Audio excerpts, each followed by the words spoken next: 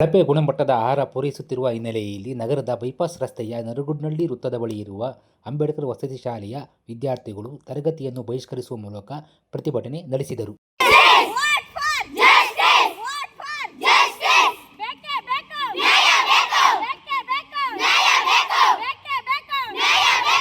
ವಸತಿ ಶಾಲೆಯಲ್ಲಿ ವಿದ್ಯಾರ್ಥಿಗಳಿಗೆ ಆಹಾರ ಪೂರೈಕೆ ಆಗುತ್ತಿಲ್ಲ. ತರಕಾರಿ, ಚಿಕನ್ ಸೇರಿದಂತೆ ಪದಾರ್ಥಗಳು ಕಳಪೆಯಾಗಿವೆ.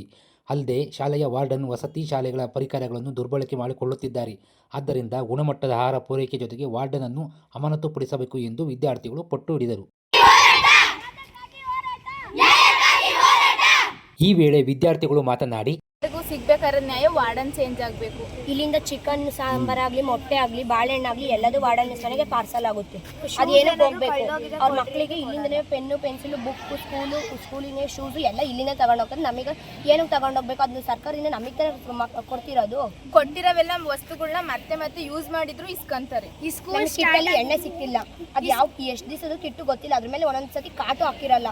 ಅದು ಯಾವ ವರ್ಷದ ಕಿಟ್ ಕೊಡ್ತಿರೋ ನಮಗೂ ಗೊತ್ತಿಲ್ಲ. ಒಂದ್ಸಲ ಈಗ ಎಣ್ಣೆನೇ ಬರ್ತಿಲ್ಲ.